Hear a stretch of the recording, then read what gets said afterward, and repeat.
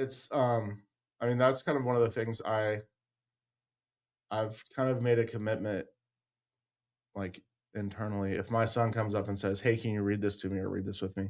I won't say that the answer is always, "Yeah, right this second, I'm gonna drop what I'm doing."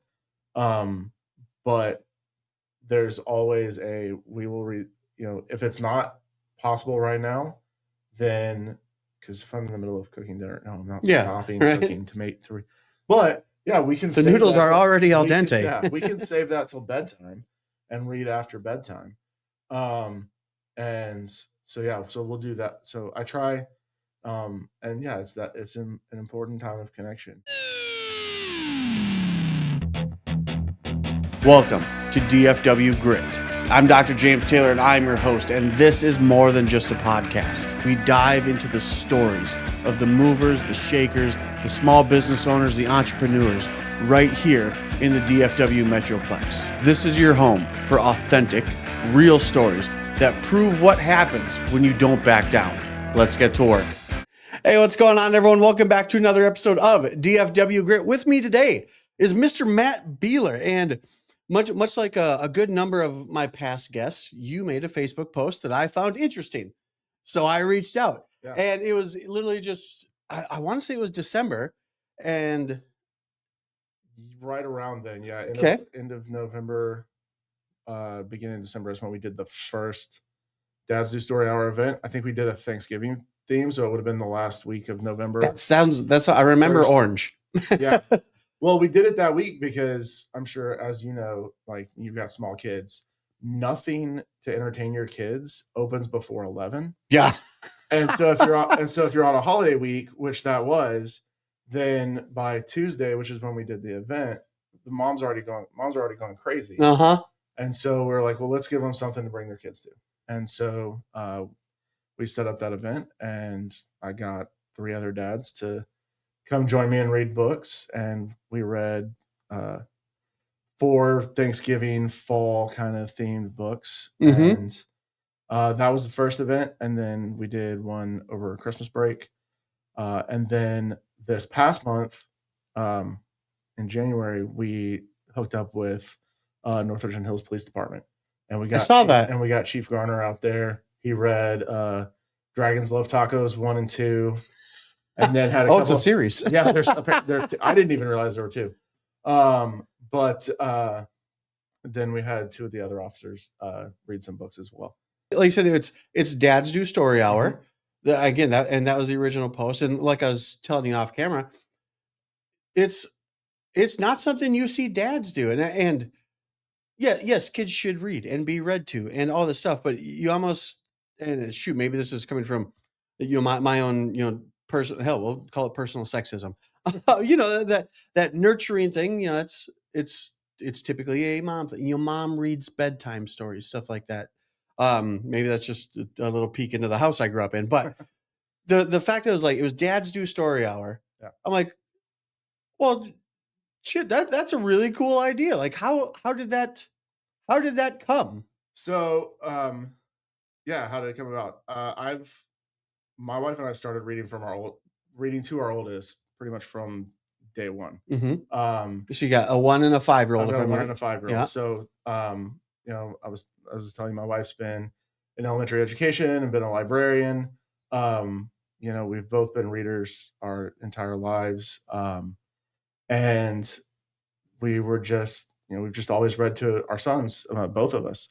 So, and just about a month, maybe 2 before I tried the first event, I was really starting to see and read a lot of statistics about literacy in the country, and hearing a lot of stuff about struggles of even some of the local DFW school districts, and was really kind of saddened by the fact that you've got this, a large swath of the population who can't really read at a high level, which is progressively making things less and less accessible. And so now you might have, in a very short period of time, kids who can't read The Hobbit, and even something as simple as, Charlotte's Web and Stuart Little and all these books that we grew up with that we don't realize are very quickly falling out of accessibility for the average person. And so, as a dad who cares about his kids' education, and believing that most dads do care about their kids' education, and wanting and seeing in our world a large number of dads who are very engaged in wanting to encourage their kids to be entrepreneurs and athletes and all, and pushing them to do all these other things. Well, if we don't start with this basis of being able to read well, a lot of those other things are just not going to come to much fruition. Yeah. And so it's interesting you say that it's kind of the mom's thing. Guys don't read a lot of fiction, for one, especially after they become adults. They read a lot of self-help stuff, history stuff, Yeah, I was going to say self-help and war. Yeah, self-help and war is what dads are reading, which there's a lot of really great fiction war books that are, a lot of fun. But it's, I came across a random quote, and I put this up on LinkedIn actually a while back when I put a library into my workplace. And it was like, the last thing your brain needs in this like neurotic world we live in is another self-help book. It's like, go pick up something super imaginary, go learn from, the characters in those books. And so thinking about that, I'm like, well, who do I as a dad want my sons to aspire to be? Do I want to give them, these lists of, do this to make your life better? Or do I want to put in front of them examples, whether fictional or real, of men who are brave, strong, compassionate? And so that's kind of, that idea of kind of was where my brain was at going into this. And then understanding that there are so many dads who already struggle to read or even know where do I start? What books do I read to my kid?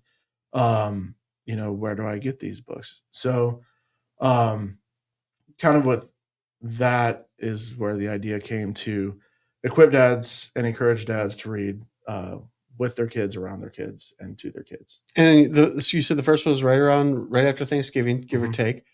So was it just a Facebook post? Just hey, I'm gonna show up to wherever and do story time? Like, that was pretty much it. I put I put the Facebook post out there and was like, hey, we're gonna do this.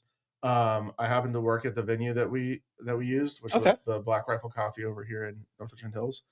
Is that Roof Snow? Yeah. Nice. Roof Snow and 820. So I was like, we've got nothing going on there on this Tuesday, so I'm going to try it out, see if we get some people to show up. And we had, a handful of people show up. Dads came, moms came. We had, probably about 10 kids, and just read 2 books, took a break, let them color for a minute, read 2 more books, and then just let them hang out and color for as long as they wanted. And that was it. That's awesome. That was the event. So were you an avid reader as a kid? Yeah. So my lore with reading, and I say lore because I don't know, because you read books, right? And I don't know how much of it is actually true and how much I made up in my own brain. But my mom read to my sister and I mean, from the time we were young into our teenage years, every night before we went to bed. And my first memory, and I think this is because I was learning to read at the time, but the lore I have created is that I would sneak into my parents' room during the day and practice my reading with the book that she was reading at the time. So, which it was The Lion, the Witch, and the Wardrobe. So, So, and that's also where I learned from my mom to kind of read like beyond the kid. Like, we read picture books, obviously, and we read stuff that's closer to our son's reading level, which he's developing now. But also well ahead of that, to introduce vocabulary and Yeah. ideas and things like that. So Yeah, that's interesting. Like I have an alarm on my phone mhm, for Monday, Wednesday, Friday. It goes off at 7:15, mhm. and it says Frankie Reed. She's Yeah, my third grader. And so Monday, Wednesday, and Friday, alarm goes off. We pick up a book. And it's I don't know if this is the old man in me. But I've got all the Goosebumps books I had from when I was a yeah, kid, right? The regular ones and the choose your own ending ones. And she's gotten into Babysitter's Club. And I was like, I remember those. My sister read those. yeah. And so she goes and grabs her Babysitter's Club book. And I open it up, and it's comic book style. And I am, again, I think this is the old man, like, that's not a book. Yeah, it's almost I know a lot of kids are getting introduced to reading through graphic novels, which is a lot of fun and it's great. And I was never a book person growing up either. I never really got into comic books. Um, but I mean, there's still value in it. But yeah, a lot of that stuff that's been repurposed now into graphic novels. Mm-hmm. I mean, honestly, I think as long as they're reading, but it does change kind of the way your brain reacts to the page. My wife Yeah. hates reading graphic novels. She wants that linear flow Yep. down the page. I don't read them often. Some of the classic graphic novels that have come out as I've been older, like V for Vendetta, Spawn. yeah, some of that kind of stuff. Watchmen, there's some uh was it Frank Miller Batman stuff, but um those are kind of like their own genre of literature. Yeah.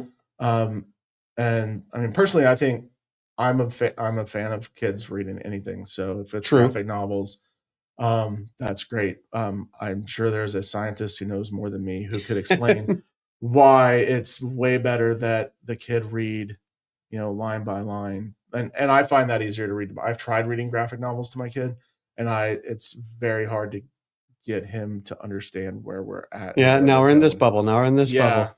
But look, and where I was going at, I said I have all the Goosebumps books. So I grabbed just a regular one. We went through the titles, and she picked one with a title and a picture on the cover that didn't seem scary. Okay, cool. Yeah. Let's do that. And I open up, and it's a bunch of words because it's a book. Yeah. And so we migrated to the Babysitters Club, and like I said, I lasted maybe 5 pages. I'm like, this isn't reading. Like, this isn't a book. So then I went to do you remember the choose your own ending ones? Yeah. With the glittery covers? Mm-hmm. That got her into it, because just like the activity of flipping pages of I only have to read 2 pages, but then I get to see what happens 18 pages over here. I get to make a decision. Yeah. It was maybe even just an interesting lesson in fatherhood of, okay, like and I can understand this. Like I read, but I, even to this day, like I make myself read. I don't, I'm the self-help book guy. And I prefer autobiographies, as opposed to war books. But, just like, just the fact of like, okay, if she's got an activity of, I'm going to flip 3 pages and see what happens. Okay, cool. As long as she's reading that way. But like I said, it might have just been the old man. There's too many pictures. Yeah. That's fair. My son's just started reading, and it's kind of, he's still in he would rather us read to him stage than, he doesn't want. Well, I'd rather have you read to me. He doesn't want to be put on the spot to read. And so if you try to get him to read to you, he's like, no, I'm not doing that. All right. So, but he's been crawling around with books since he was a baby. So, and then you said your wife she was a librarian. Was she in education? Yeah, she was in education for 13 years. Oh, damn. Now okay. She's staying at home with the boys, but yeah. What'd she teach? She taught elementary, and then when our oldest was born, she went into the library. Okay. Became a librarian, and has been doing that for 3 years now, something like that. Until recently. So going off of reading and education, one thing again that I've noticed as my daughter's moved along, and like I said, she's in 3rd grade, is like, I remember spelling tests as a kid. Mm-hmm. Those aren't a thing. Yeah, I think that, I mean, I know that you still have the National Spelling Bee and stuff like that. And yeah, spelling is a wild one that I notice because I work with a lot of, older teenagers and young, newly out of high school kids, Mm-hmm. they're terrible spellers.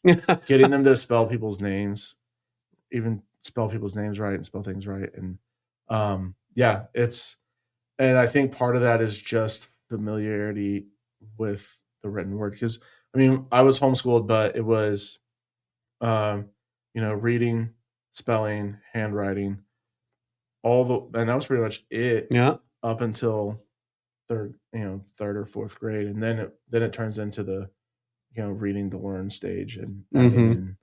in. Of course, we were doing science, like add some vinegar and baking soda and And make a watch volcano. it below.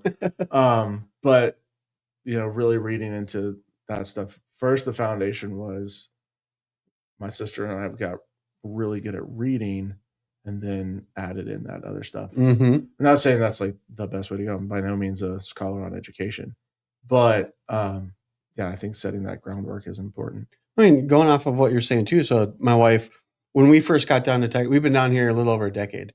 I started this, and she started working at UTA in the admissions department. Okay. And one of her biggest things was the fact that kids would come into school and not have interpersonal communication skills, not the emails she was getting from kids, if they were from kids, because more often than not the parents were doing it for them. But if the kids were right, like they were terrible, it was just a shock to her, and understandably so. Mm-hmm. That shoot, these kids are 18, they're going into college, and there's what appears to be like so much missing just in the communication, whether it be interpersonal or written. Yeah, I think one of the most telling things with regard to kind of in that vein that I've seen, I came across a study from a couple of years ago that was absolutely blew my mind. And it said it was at two major universities in Kansas, which my joke is like, there's only two major universities in Kansas. They're trying to be anonymous, but they're like there's only two. And they did a study of 89 English majors, and from freshman to senior, and they had them read the first 7 paragraphs of Dickens' A Bleak House. Okay. And they just had them read those paragraphs, and then they would stop them as they were going along and ask them questions about comprehension and things to gauge comprehension and things like that. Mm-hmm. And these are people who are studying to be English literature teachers. And you had a few who got it or were able to use Google to look up words they didn't understand, and were able to kind of get a rough understanding of what was going on. And that was kind of where the majority fell. There was a number of them who really had no idea what was going on. I mean, just couldn't give a real good cognitive answer. Yeah. And when they could, they would either guess, or they would say, well, I'll just have to look that up later. And the number of people who actually read it at a level that you would expect someone who is studying to be an English literature professor, who wants to teach English literature, was 4 out of 89. Yeah, so that was from two random schools, big universities in Kansas. From two random universities in Kansas. So that was, anecdotally, reading that study was just kind of eye-opening to me, of like, wow, so this really is just kind of a trend we're on. To where, like we were saying, how well is the education system doing it at teaching kids to read? And it's one of the things I think about a lot about it, about this issue, is just take our country, for example. It's almost a national security thing, right? Because if you think about it, the biggest driver in us becoming one of the biggest drivers in us becoming a nation was that we're a nation of readers and scholars. Mm-hmm. And you think about what we hear about Thomas Paine and Common Sense, and the absolute just firestorm that pamphlet was through the colonies. Everybody was reading it. And it was because everyone was reading that we were able to kind of unite around these ideas and move forward in the direction we did. And that came about because we were at that point about 200 years into maybe pushing 300 years into this just explosion of literacy that began with the printing press, and continued with the Reformation and the Enlightenment into the United States, and that took hundreds of years to develop. And now you look at it and it's like, wow, in just this, I don't remember the exact date, but let's just say Tolkien wrote The Hobbit 75 years ago. And now the target market that he wrote that for probably can't read it and comprehend it. So, because he wrote it with, sixth, seventh, eighth grade kids in mind. Really? Yeah. And that's the kids book. Is the Hobbit is the that's kids for book of the junior set. high. Holy Yeah. crap! I read that in high school, and even then, it was just like, I mean, it took me a while to get through. It's a big book. Yeah. But like that's for 6th and 7th graders. Yeah. So so looking at it from that lens and kind of like how quickly and dramatically we've dropped off, and so that's why this past year, kind of thinking about that, and then it's kind of become important to me to push dads. It's like, hey, the future is not in cold plunges and saunas, as good as that might be for you. And as fun as it might be to do polar plunges with your kids. But when it comes to just sitting down and connecting and developing, high functioning kids who are going to be the future of our cities and states and countries, it's, we need to make sure that they can read so that they can formulate arguments and communicate. I mean, and I don't remember if this was said before we hit record or at the beginning of this, but we were talking about time. Not only is it educational, and it's good to be able to recognize what words look like, through versus through. Yeah. But even like I've got that alarm that goes off 3 days a week, and it goes off at 7:15 because it gives us 15 minutes because we read till 7:30. Yeah. She's a third grader. Like it's hard to get any third grader to sit still doing reading, math, anything that's not playing outside or on a video game for longer than 15 minutes. But for at least 15 minutes, 3 times a week, my daughter sits right next to me. She reads, then I read. Then she reads, then I read. And it's that time together, because that's going. We met through the dad's group, and everybody in there is even in the most generic sense, it's work, it's household duties, if you will. God forbid if you're not, God forbid, whatever. Little superfluous. Hyperbole, that's a better word, because I need to make myself sound smart next to you. If your kids are in sports, so that schedule is off the wall. Yeah, it's insane. If you could get 15 minutes 3 days a week of quiet bonding with your kid, like that is astronomical. Yeah. And on top of that, they can learn how to read. Yeah. Yeah, it's I mean, that's kind of one of the things I've kind of made a commitment, like internally. If my son comes up and says, hey, can you read this to me or read this with me? I won't say that the answer is always, yeah, right this second I'm going to drop what I'm doing. But there's always we will read, if it's not possible right now, then, because if I'm in the middle of cooking dinner, no, I'm not stopping cooking to read. But yeah, we can. The noodles are already al dente. We can save that till bedtime and read after bedtime.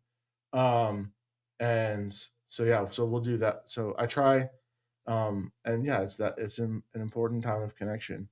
And you were saying like the getting the third grade girl to sit still. Imagine 5-year-old and 1-year-old, they are never still. Ever. And so that's part of the thing with reading around your kids. Like, it's not abnormal to my kids to see my wife and I reading. Yeah. And so they already are seeing it as something that we do, because you'll see really quick, and the phone to the 1-year-old is like he's all about, and I'm like, wow, how much does that mean that we're using that thing? And so today actually we have one of those kitchen towers, and actually our library got flooded in the ice storm. Oh damn! So we're getting that all worked out. So right now the bookshelves are like stacked in the kitchen. So he pushed the kitchen tower over to the bookshelf and had a book was standing. And I was just like grateful in that moment, and like, okay, he's seen us read enough too that he wants to do that as much as he wants to track down the screen. So like I've got the only game on my phone is a math game. Yeah. And God forbid if they watch this, but my kids, both of them, only think our phones play videos if we're on an airplane. There's something special about airplane internet, kids. Like we can't do it here at you can watch Baja Cantina. Yeah, you can watch. Yeah, that just magically makes it work. I know, right? Yeah. Got to way up in the air. Yeah, we did. I mean, there's some great apps and games like that. Like Duolingo has a ABC game. My son's done that since he was an early age. Oh, cool. And yeah, that was pretty effective. And it makes him trace out letters and everything. And so it took him but I mean, I'm gonna check on that as soon as we're done. Yeah. So it's pretty good. He started using that at like 3, because I was like, I don't want to hand him, Paw Patrol on my phone, and but was able to give him that, and he's way more. That's awesome. He's already working on. So do you have the next story hour with the Dads Do Story Hour on the books? I don't have it on the books yet. I need to. I've talked to. I have kind of 2 ideas that I'm working on. I wish I had worked out one of them already, because President's Day would have been a good time to do it. But I have a couple of local government guys here at NRH who are interested in doing a story hour. And then a couple of the firefighters, a couple of the guys from the fire department are interested in doing it. So I'd like to do a firefighter theme. I might, it's difficult to get those guys from one department, because fire departments are small. Most people don't realize fire departments are pretty small. There's not a whole lot of guys working in the office for the fire department, but so getting a group of them off, but I might be able to pull from Watauga. So I might put a blast in one of the dads groups and see if I can find some firefighters interested.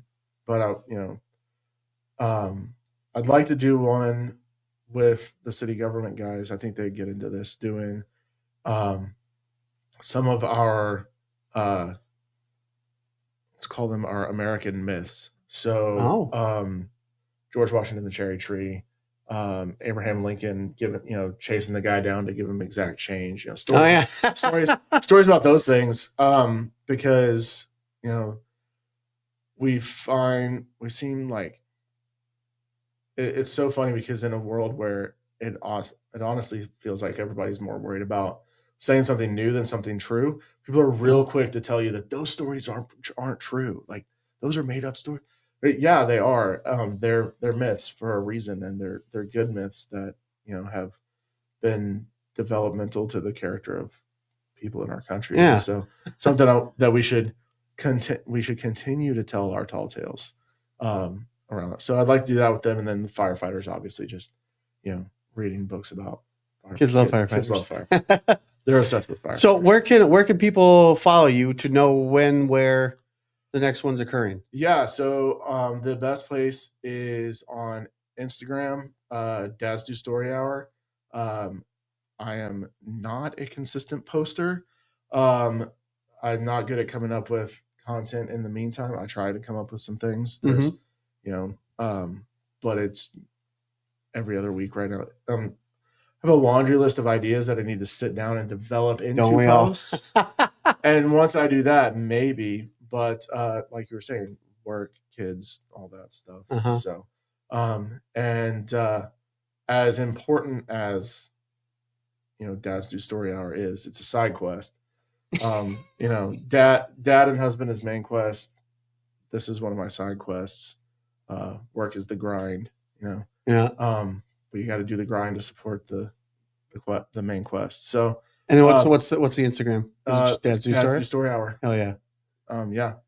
And yeah, it's hopefully I'm trying to come up with some stuff that will put more resources out. That'll be like, if you want to read this kind of books to your kids, read these. And I did one like that with fantasy books. So for dads who are into Tolkien and Narnia and that kind of stuff, starting out with with The Hobbit and Redwall and those kinds of books to kind of get kids into that stuff. So, dude, that's so cool, man. Dude, I really appreciate you coming in. Like, this is, again, like I said, I saw the post, and there's plenty of story hours out there. But again, I'm a dad.